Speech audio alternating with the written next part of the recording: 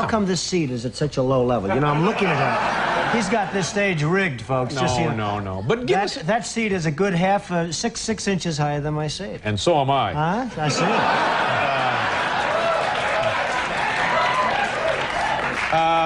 What were you like as a kid? What kind of childhood did you have? Well, I had a good childhood, wonderful parents, really good parents, and it was a good, solid childhood, I'd say. Very normal in a lot of respects, but a very, very solid childhood. Yeah. From the standpoint of family, you know. Are you a driven person? Did you jump out of bed in the morning and just... I don't think of myself as driven. I'm fortunate. I don't need lots of sleep like some people, and some people don't. I don't need that. I would say that I'm somebody that enjoys what I do, and I enjoy it so much that perhaps I do it well. But I really enjoy what I do. I don't like to think of myself as driven. I don't like to think of myself really as ambitious. I just enjoy what I do. What would it take, what kind of a hit would it take to get your attention where you would maybe need a drink? Where somebody came in and said, Don, we got some bad news. Woo!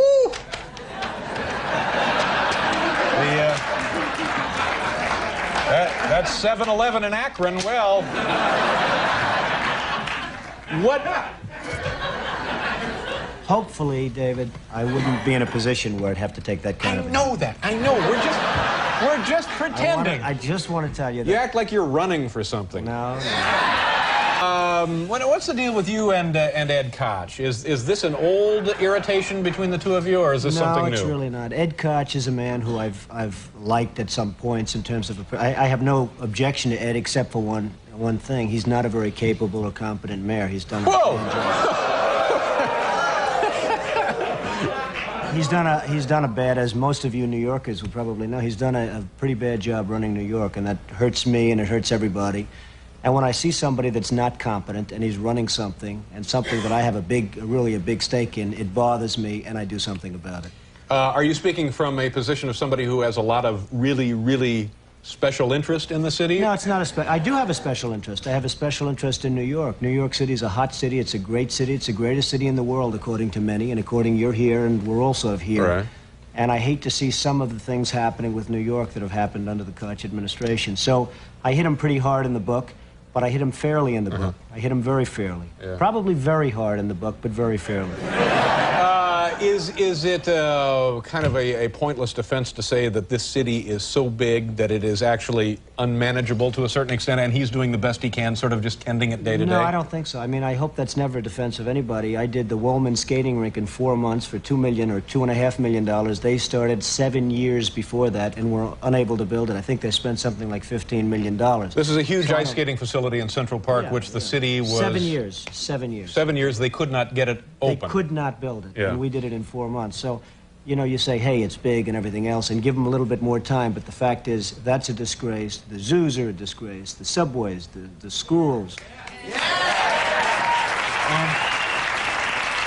It's really, David, it's really management. It's management, it's competence, it's capability, it's just basic ability, and Ed Koch doesn't have it. Yeah, but you're speaking again from the over-the-fence in private enterprise. He's trying to run a municipal administration. It can be done. You think it could be done? Absolutely. By the right person, it could be done. Yeah.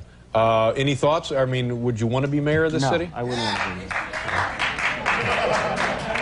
It'd run very well if I was mayor, but I would not want to be the mayor of New York. And what about the, are people trying to draft you to run for president up in New Hampshire? Well, I guess a lot of people want to see this country, it's a shame what's happening. Japan, Saudi Arabia, Kuwait, everybody's taking advantage of the United States. People know that if certain people are running a country, that it won't happen. I mean, when you look at Japan, not paying for the defense. We're defending Japan. We're losing billions and billions of dollars. We're fighting for AIDS help and for farmers and for this and that. And it's a shame. And the Japanese folks, who I respect greatly, but they're not treating us fairly. They're really not treating us fairly. Kuwait, Saudi Arabia, they're not paying us anything for the services we're rendering, and I think it's a disgrace. And I think people look at certain people, and maybe me, if I were in a position, this country, believe me, would not be ripped off like it is, and it is just being ripped off so badly by our so-called allies. Yeah. So that's a pretty strong statement. So now, are you saying I don't think it's strong. I think it's fair. And by the way, I have tremendous respect for the Japanese. I do a lot of business with the Japanese, and they smile about it too. They know it.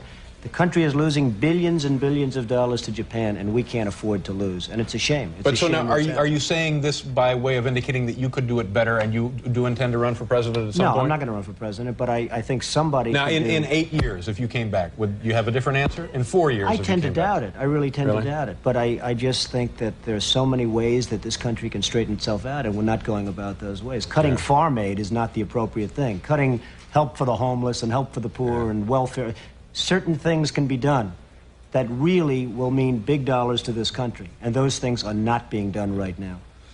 Let me ask you one other question, because I know you have other appointments and stuff to get to. If you go to dinner and the bill is like, say, $25, how much of a tip would you throw down? Well, you know, the way I feel about tips, if somebody does a super job, I give more than anyone. And if somebody does a lousy job, I probably give less than anybody. And that's the way I feel about life. Life should be, you should be rewarded for competence and capability and doing a job and having a smile on your face, maybe, if that's the case. And I'm a pretty good tipper when somebody's good, and I'm a pretty lousy tipper if somebody's not good. So that's the way it is. But, you know, sitting here listening to this stuff, it seems to me you are dying to get to some public platform to superimpose those feelings upon the American awareness.